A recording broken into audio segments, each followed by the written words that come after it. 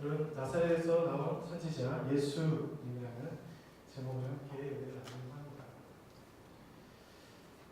시작은 참 중요합니다. 그렇죠? 시작이 반이라고 말이 있습니다.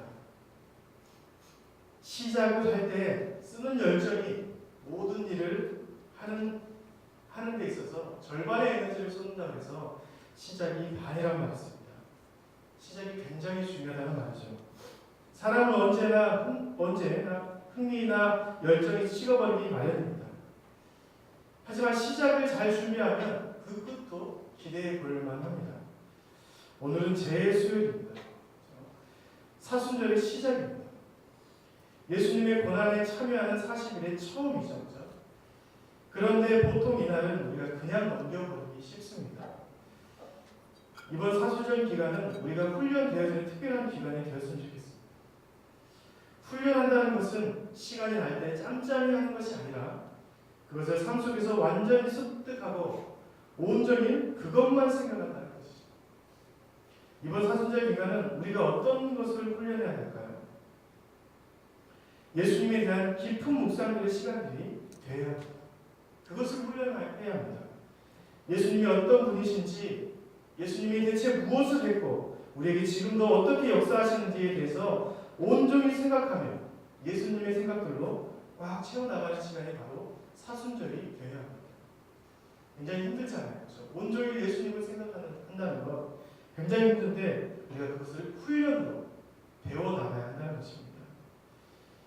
그것이 바로 우리가 이번 사순절 기간에 해야 할 훈련의 과제입니다. 이런 점에서 우리 함께 인사했으면 좋겠습니다. 사순절 기간 예수님으로 채우시기 바랍니다. 시작. 성령의 충만함을 받으십시오. 시작. 감사합니다. 오늘 사순절의 첫날 우리가 함께 나눠야 할 예수님에 대한 묵상은 바로 예수님은 어떤 분이신가입니다. 예수님은 어떤 분이신가? 여러분에게 예수님은 어떤 분이십니까? 말로만 하나님의 아들, 구원자가 되시는 건 아닌지 한번 깊이 묵상했으면 좋겠습니다.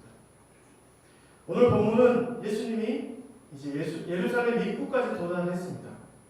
그 전에 많은 이적과 기사들을 행하시고 수많은 관중들 앞에서 진리를 선포했습니다. 그 좁은 갈릴리 지역에서도 남자만 5,000명, 거의 남녀노소 합치면 15,000명이 넘는 인구가 모일 정도로 예수님에 대한 유명세가 특별했습니다. 온 이스라엘의 나사렛에서 나온 예수가 자신을 하나님의 아들이라고 말하고 다닌다고 소문이 자자했습니다. 그런데 그가 행한 일을 보니 진정 하나님의 아들이라고 생각되어지지만 그것을 받아들이는 자신의 입장에 대해서 어떤 사람들은 자신의 입장을 고수하는 사람도 있었습니다.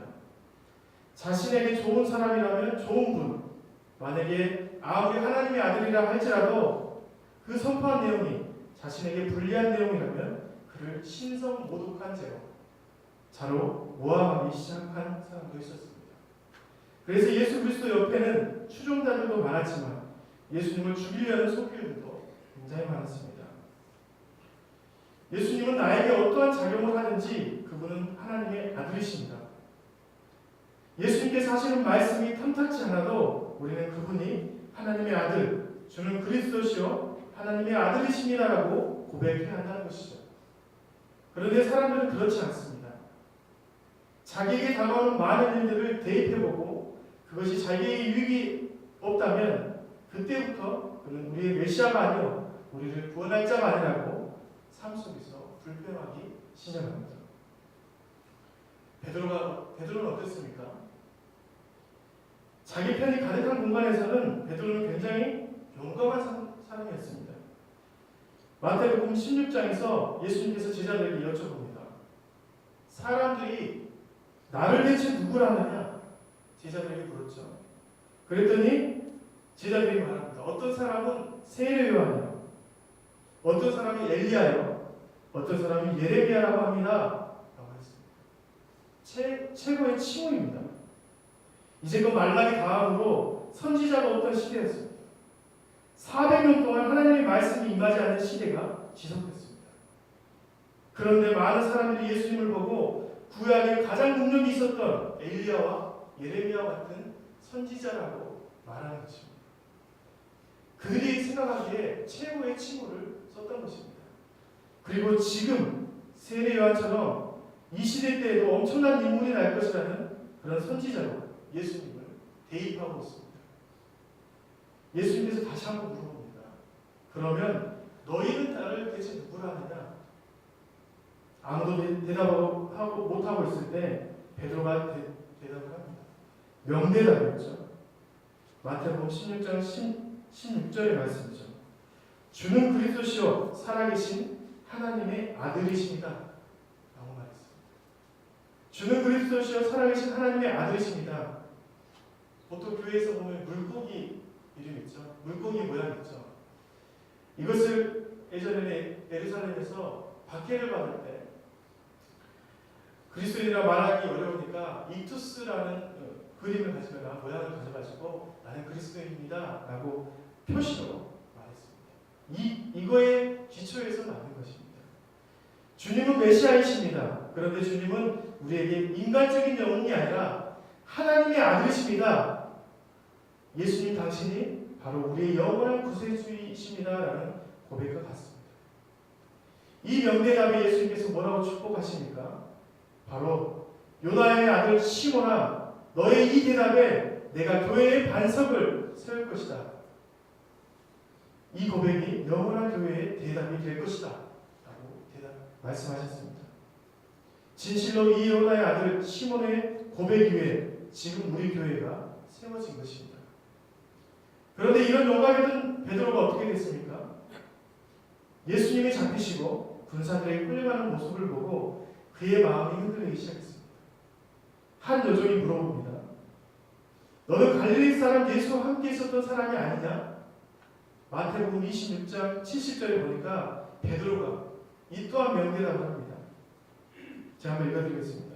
베드로가 모든 사람 앞에서 부인하여 이르되 나는 내가 무슨 말을 하는지 알지 못하겠노라 라고 말합니다.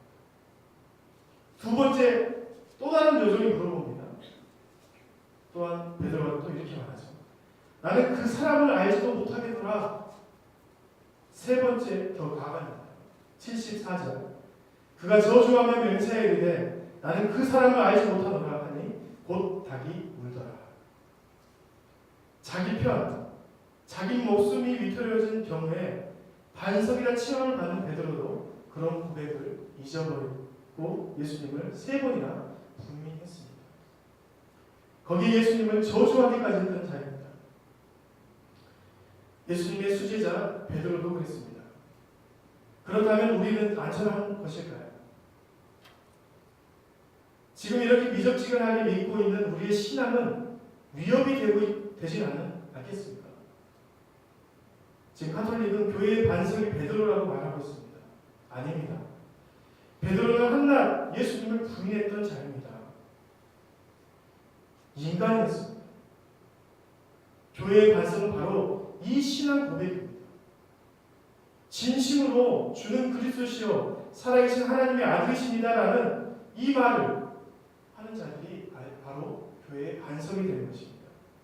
그것을 입으로만 고백한 베드로처럼 글만 살아서 있는 교회는 아무런 필요가 없습니다. 마음의 중심이 일어나서 나오는 고백이 필요한 것이 바로 지금 우리 세대의 교회입니다. 모든 교회에는 어떤 상황이든지 이 고백 위에 세워진 교회입니다. 이 고백이 사라지거나 약해진 교회는 더 이상 교회가 아니라고 할 수 있습니다. 우리는 목숨을 걸고 이 고백을 우리의 삶의 자리에서 지켜나가야 합니다. 우리가 이 고백을 회복시켜야 합니다. 예수님께서 하나님의 아들 되십니다. 우리의 상황과 환경이 어떠하든지 우리의 감정이 어떻게 되든지 성경의 말씀이 내 삶을 철저하게 무시하며 부정하고 있어도 그분은 하나님의 아들이 되십니다. 라고 고백해야 합니다. 만약에 세상에 내 편이 하나도 없을 때라도 그분은 우리의 구원자가 되십니다. 내 편이 가득한 교회에서만 우리의 구원자가 아니라 세상에 나가서 우리의 신앙을 위협하는 수많은 군중들이 나에게 묻더라도 우리는 대답해야 합니다. 많은 군중들이 그렇죠. 대체 예수님이 누구인데 그렇게 호들갑 떨고 있느냐? 그분이 우리에게 밥이라도 먹여주는 것이냐? 이렇게 말합니다. 그렇게 부를 때 우리는 대답해야 합니다. 그분이 하나님의 아들이시다. 그분이 우리를 이 험난한 세상에서 구출할 유일한 구원자시다라고 말해야 하는 것입니다. 며칠 전에 저는 심각한 질문을 받았습니다. 지인에게 직접 받은 것은 아니지만 전해 들은 이야기입니다. 그분은 하나님의 사람들, 즉 교인들에게 엄청난 상처를 받은 사람입니다. 교인에게 상해를 당해서 그것 때문에 가족들이 다 죽고 잃고 재산을 모두 빼앗긴 가정입니다. 엄청난 상처를 받았죠. 이제 조금씩 회복해서 좀 안정화된 상태입니다. 그의 부인이 그에게 말합니다. 이제 교회 다니고 싶다고. 이제 교회도 다녀도 되겠나요? 거기에 그분이 이렇게 반문했다고 합니다. 대체 하나님이 살아계시는데 어떻게 사회가 이렇게 불의하고 위험한 지경이 되어버렸느냐 말입니다. 대체 하나님이 살아계시다면 어떻게 이렇게 사회를 나눌 수 있냐라고 물어봤습니다. 다른 사람들이 물어봤으면 당장 달려가 대답해 줬겠습니다. 그런데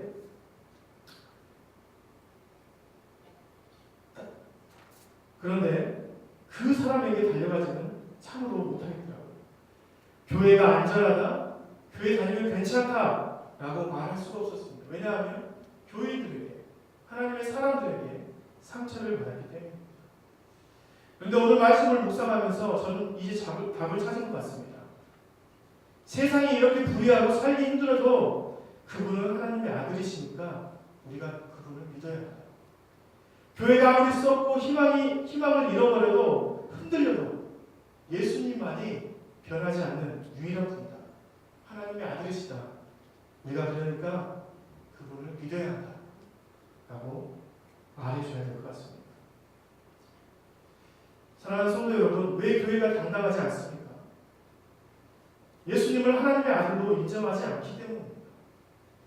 그분이 하나님의 아들로 이 교회에 반석된다면 우리는 감히 교회 안에서 그런 행동들을 할 수 있겠습니까? 사람들에게 상처를 주고 사람들을 미워하고 헐뜯고 사기를 치고 교회에서 사람의 유익을 위해서 자기만 높이려고 하겠습니까? 예수님이 교회의 반석이신데 절대 못합니다.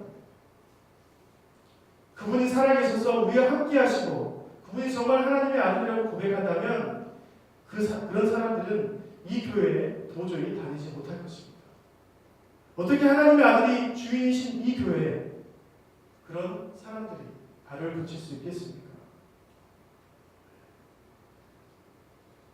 그런데 그런 모순된 사람들이 바로 이 교회에서 일어나고 있지 않습니까? 그런 모순된 사람들 속에서도 우리는 항상 말해야 합니다. 교회의 주인이 예수님, 하나님이시다고 고백해야 합니다. 제가 상처받은 그분에게 희망을 전달할 수 있는 것은 아무리 교회가 그렇게 흔들리고 세상과 똑같이 간다 하더라도 예수님이 하나님의 아들이라고 말하는 것밖에 없다고 결론을 내렸습니다. 오늘 본문은 어떻습니까? 예수님께서 드디어 가장 크고 화려한 성전의 도시 시온성 예루살렘에 들어갑니다. 하나님을 경배하는 사람들로 넘쳐나고 예배의 형식들로 가득 찬 정말 가장 거룩한 곳이 바로 여호와의 정교의 메카인 예루살렘 아니겠습니까? 예수님께서 이제 그곳으로 들어가십니다. 하나님의 아들이신 분이 그곳으로 들어갑니다. 혹시 사람들이 알지 못할까봐 구약에서 예언된 말씀을 증거로 시온성에 들어가십니다. 구원자의 모습은 구약에서부터 예언되었습니다. 다윗의 자손으로 오실 것이다. 그분이 이스라엘을 구원할 자이신데 그분은 높은 위치가 아니라 오히려 낮은 사람을 위해서 이 땅에 오실 것이다. 십자가에 달리실 것이다. 이런 구약의 예언들이 이루어지기 위해서 예수님은 부단히 노력했습니다. 오늘 본문에서도 스가랴 말씀을 성취하기 위해서 나귀를 선택하셨습니다. 스가랴를 통해서 예언된 메시아의 선포를 예수님께서 이루신 것입니다. 제가 스가랴 9장 9절 말씀을 읽어드리겠습니다. 여러분들은 마태복음 21장 5절을 한번 보시기 바랍니다. 시온에 따라 크게 기뻐할지어다. 예루살렘에 따라 즐거이 부를지어다. 보라, 내 왕이 내게 임하시나니 그는 공의로우시며 구원을 베푸시며 겸손하여서 나귀를 타시나니 나귀의 작은 것 곧 나귀 새끼니라. 이 말씀을 이루기 위해서 예수님께서 나귀를 선택하셨습니다. 내가 구원자 메시아가 그리스도이시다 라는 말을 직접적으로 해주신 것이죠. 반응이 대단했습니다. 사람들이 종려나무를 흔들며 자기의 고도까지 길에 깔 정도로 최고의 경의로 그를 맞이했습니다. 그런데 마태복음의 마태는 그들의 마음을 알기로도 하듯이 마태복음 21장 10절과 11절에 예수님을 선지자로 표현하는 부분이 있습니다. 제가 한번 읽어드리겠습니다. 예수께서 예루살렘에 들어가시니 온 성이 소동하여 이르되 이는 누구냐 하거늘 우리가 이르되 갈릴리 나사렛에서 나온 선지자 예수라 하니라. 온 성이 떠들썩하게 떠들며 예수라는 분을 환영하고 있지만 그들이 말하되 갈릴리, 그것도 가장 추한 곳에서 나온 나사렛에서 나온 선지자 예수라는 사람이다. 그는 그저 나사렛에서 출세한 선지자일 뿐이다. 그들의 마음을 마태가 정말 잘 표현한 것 같습니다. 겉으로는 거룩한 모습을 띄었지만 그곳에는 영적인 안목을 볼 수 있는 자들이 한 명도 없었던 것입니다. 외형적으로는 경건한 모습을 띠고 있어도 그것은 예수님을 하나님의 아들로 맞이하기에는 아직 멀었던 것 같습니다. 하나님의 아들로 맞이하기 힘들 뿐 아니라 하나님의 아들을 십자가에 처형까지 한 자들입니다.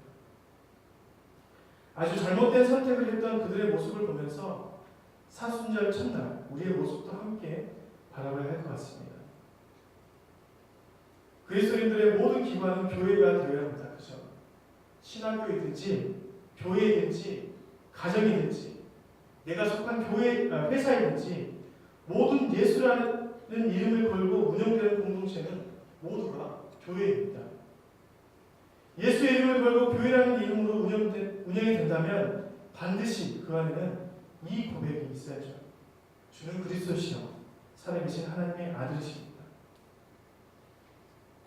이 고백 위에 세워져야 합니다. 여기에 주인은 예수 그리스도이십니다. 주님이 주인 되어 주셔야 되는 것이죠. 무슨 일이 있어도 무슨 불이익이 있어도 우리는 이 고백을 잊지 않도록 우리 모든 것을 위해서 지켜나가야 합니다. 마태복음 21장 13절에 보니까 이 말씀이 있었습니다. 예수님께서 성전에 들어가셔서 거기에서 장사하는 사람들을 모두 내쫓으시며 말씀하신 부분입니다.